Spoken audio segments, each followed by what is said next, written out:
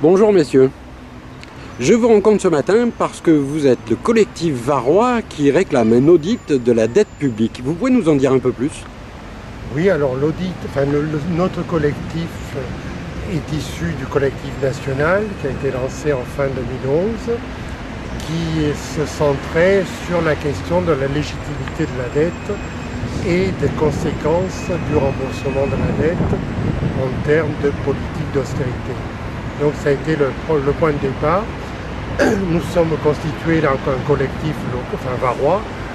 Après, peu après, disons début 2012, on a commencé surtout à faire, de l'information sur plutôt les aspects nationaux jusqu'à ce qu'on devienne de plus en plus intéressé par ce qui se passe localement, c'est-à-dire l'endettement des municipalités et notamment de l'hôpital de Toulon-la-Seigne, le CHIT, qui est aussi, certaines municipalités et cet hôpital ont fait des emprunts dits emprunts toxiques, c'est-à-dire des emprunts dont les taux peuvent subir des variations, les taux d'intérêt peuvent subir des variations très très importantes et liées totalement à des événements financiers totalement extérieurs à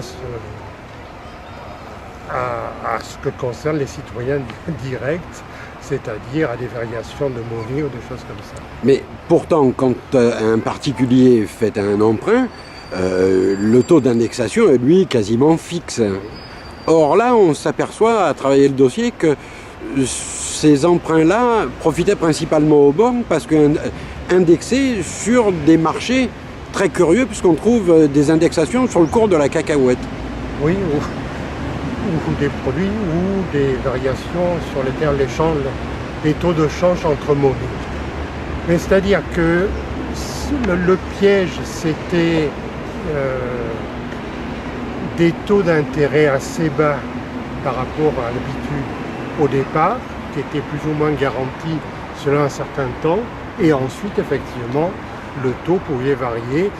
Et il y a des gens qui ont fait le pari que la variation serait à la baisse et pas à la hausse. Mais comment expliquer que les décideurs, parce qu'il n'y a pas que des maires, quand on soit bien clair, ça peut être effectivement la direction d'un hôpital, comment ont-ils pu signer des contrats indexés sur des variables très, très étranges? Ah, mais c'est tout le problème. Et c'est un des obstacles qu'on rencontre parce que les institutions, qu'elles soient municipales ou publics comme des hôpitaux ou les offices d'HLM qui ont recours en permanence à des emprunts, n'ont pas été, les grandes institutions qui ont des services financiers avec des gens compétents, n'ont pas été suffisamment vigilantes ou se sont laissées abuser par des promesses de taux fixes qui se sont avérées rapidement transformées en taux variables sur des indices comme la parité entre le franc suisse et le yen, par exemple. On se demande pourquoi, mais la cacahuète, on est dans le domaine purement spéculatif. Et ce qui nous choque, nous motive, c'est que ce sont les contribuables, ce sont des services publics et non pas des particuliers qui jouent à la bourse. À la limite qu'un particulier spécule et puis ramasse des emprunts toxiques, il a pris des risques. Mais des municipalités, ça devrait être, et c'est rigoureusement interdit. On leur a donc menti en leur vendant des prêts qu'on leur a laissés pour fixe et puis qui se sont avérés 5 ans plus tard indexés à des taux qui pouvaient atteindre 20-25%. Et ils étaient partis à 3% ou 2%. Alors ce qui est étonnant, c'est que ces institutions avaient comme interlocuteur la Caisse des dépôts et consignations au départ, jusqu'à avoir Dexia. Voilà. La Caisse des dépôts et consignations, c'était surtout la Caisse d'aide aux collectivités locales, la CAECL, mais qui était appuyée sur la Caisse des dépôts, effectivement. C'était la banque unique qui prêtait aux municipalités à taux fixe. Les municipalités savaient que pendant les 20 ou 25 ans ou 30 ans de leurs emprunts, les mensualités seraient fixes. Or là, ils ne le savaient plus. Et c'est ça qui est illégal. D'autant plus que ceux qui payent en définitive, ce ne sont pas les municipalités, ce sont les contribuables, bien entendu. Mais c'est-à-dire qu'au départ, la base était un peu, dans ce rapport-là, était la confiance. Parce que la Caisse des dépôts, c'est depuis plusieurs dizaines d'années, c'était l'État. Or, un jour, ça a été privatisé et on a vu que les banques avaient, eux, intérêt à ce que ces institutionnels-là prennent des prêts toxiques qui leur rapportaient en fait beaucoup plus. Tout à fait. Tout à fait. Et c'est contre sa conduite. Oui, c'est-à-dire la privatisation des banques totales. Ce sont les banques même qui émettent la monnaie, ce ne sont plus les États, selon le traité de Maastricht et selon les conditions, les critères libéraux et néolibéraux. Alors dites-moi si je me trompe, mais quand je regarde ce dossier-là, je me dis que s'ils gagnent de l'argent, c'est pour les banques, et quand ils en perdent, c'est pour moi. Voilà, exactement. Voilà, exactement ça. Je grossis à peine le trait. Non, oui, même pas. Même pas, c'est tout à fait ça. Les profits à la banque et les pertes aux municipalités, donc aux citoyens qui vont payer les impôts. C'est pour ça qu'on appelle ça des dettes illégitimes. Oui. Et ce qui a été quand même important, c'est que plusieurs décisions de justice ont déclaré ces dettes légitimes. Et donc, avec, pour certaines municipalités ont arrêté de rembourser. Mais comment sortir de ce cercle? Parce qu'aujourd'hui, les emprunts sont contractés, il va falloir les rembourser.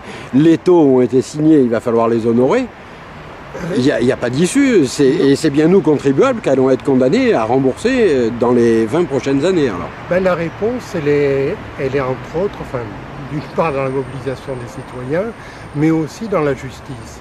C'est-à-dire toutes les décisions de justice qui ont été faites jusqu'à présent ont été en faveur des municipalités qui contestaient la légalité en fait de l'emprunt.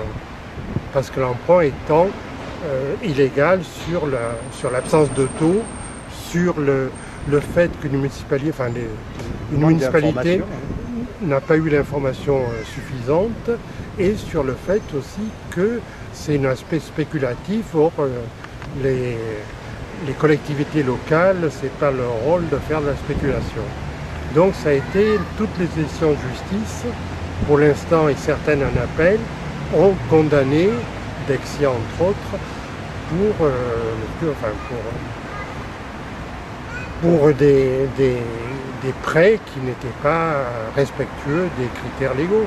Alors vous nous avez dit en entrée de cette rencontre que vous aviez étudié le dossier sur le département du Var. Quelle est la situation selon vous? Il y a beaucoup de municipalités, beaucoup d'institutionnels qui sont sous empreinte toxique. Alors là, oui, on en connaît quelques-unes. On en connaît quelques-unes. La question, c'est qu'effectivement, c'est une information très opaque. C'est-à-dire, on a une liste qui date de 2011, qui a été publiée par Libération. Depuis, il y a eu des renégociations qui n'ont pas été, dont on ne sait pas grand-chose, même rien. Donc, mais disons, il y avait déjà une bonne quinzaine à peu près de municipalités concernées dans la liste de 2011, plus l'hôpital, le CHIT, l'hôpital intercommunal Toulon-la-Seine, qui était dans la liste.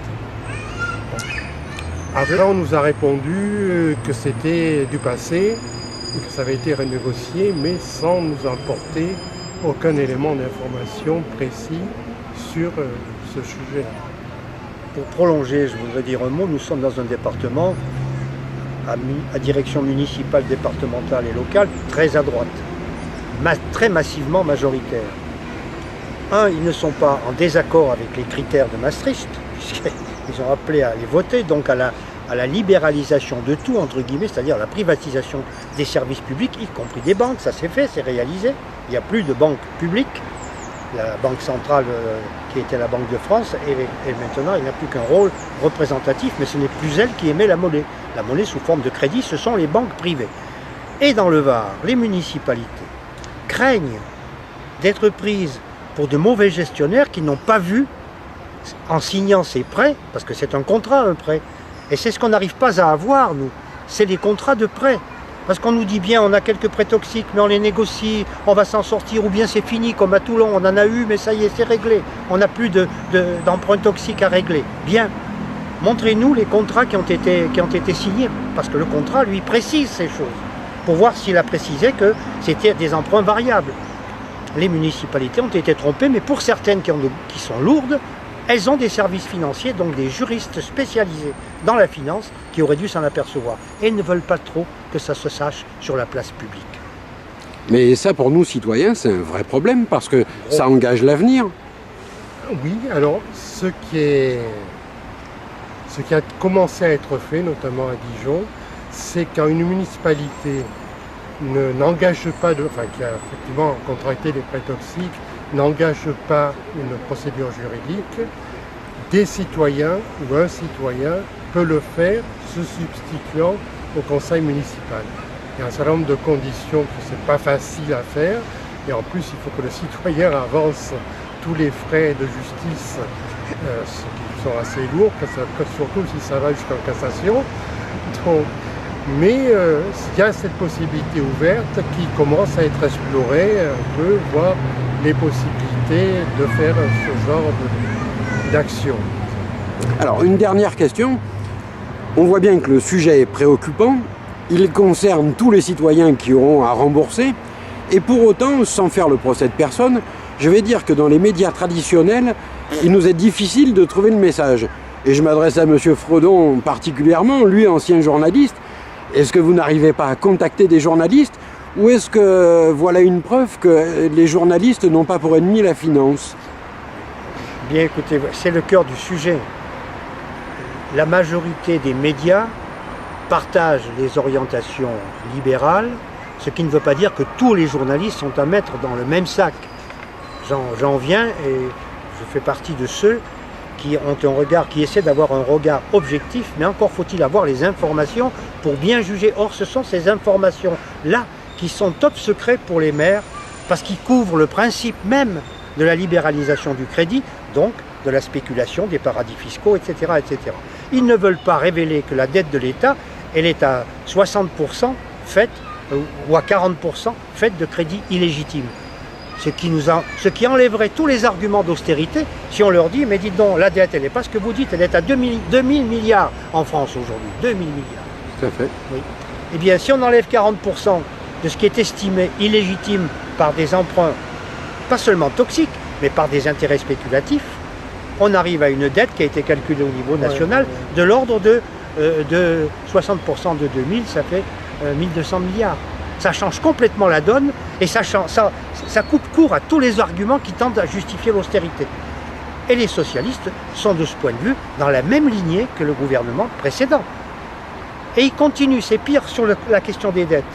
Ils font chantage auprès des municipalités de ne plus aller en justice sous peine de les pénaliser par les crédits d'État. Pourquoi? Parce que l'État est devenu actionnaire de la société qui a remplacé la Dexia, qui est une société nationale. Oui, parce que rappelons que Dexia, qui est venu à un moment dans ce tour de table, a eu en plus, malgré ses taux d'intérêt faramineux, a eu le bon goût de mettre la clé sous la porte. Tout à fait. Bien sûr.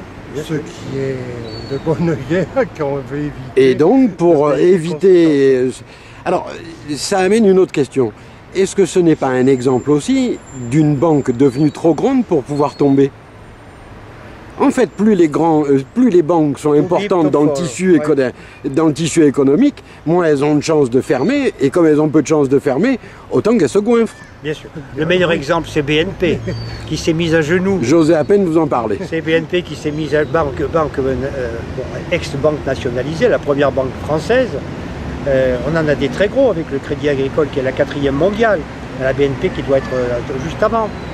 Mais se mettre à genoux pour payer 6 milliards d'euros aux Américains, sous prétexte qu'ils ont négocié avec des pays sous embargo américain, c'est vous dire la liberté que nous pouvons avoir au niveau national et au niveau même des multinationales qui sont sous l'emprise de la volonté des lois américaines. Ce n'est pas qu'ils sont anti-spéculation, c'est qu'ils veulent que les banques américaines et que les banques qui travaillent en Amérique suivent les principes qu'ils se sont donnés eux-mêmes, et on sait que ce sont des principes particulièrement protectionnistes. Bon, là je ne veux pas rentrer dans la sinistrose, mais en ce moment en France on a un gouvernement de gauche. Qui n'en a que le nom. L'ennemi devait être la finance, on voit qu'on ne s'en sort pas. Qu'est-ce qui reste aux citoyens? Qu'est-ce qu'on peut faire, nous, vulgus pecum? Je crois que la première démarche minimum, c'est d'essayer d'aller chercher l'information, parce qu'il faut aller la chercher, et elle n'est pas dans certains quotidiens locaux ou nationaux. Donc ça c'est vraiment la première chose, c'est-à-dire quand on vous dit quelque chose, par exemple que le prêt toxique, il y en a plus, a été renégocié, oui, mais la preuve, elle est tout, faites-moi voir un contrat. Et tout citoyen a droit d'accès aux documents administratifs. Théoriquement. Bon, donc c'est vrai que ça peut être un parcours de combattant pour y arriver dans la réalité. Il faut s'accrocher. Mais ça, c'est vraiment la première chose. Et la deuxième chose, c'est effectivement interpeller les personnes qui ont, pour rester sur nos prêts toxiques, qui ont contracté des prêts toxiques. Qu'est-ce qui s'est passé? Pourquoi ils ont fait? Et qu'est-ce qu'ils comptent faire pour en sortir?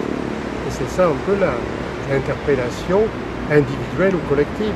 Et l'interpellation, c'est aussi un peu ce qu'on veut faire, qu'on essaye de faire avec le collectif. Bon, malheureusement, ce sujet n'est pas prêt d'être clos. Si vous le permettez, nous viendrons vous revoir et on remettra ce sujet-là sur le tapis, puisque au moins les supports numériques indépendants ont cette grande liberté de pouvoir évoquer les sujets, y compris ceux qui dérangent. Merci beaucoup et à bientôt. Merci à vous.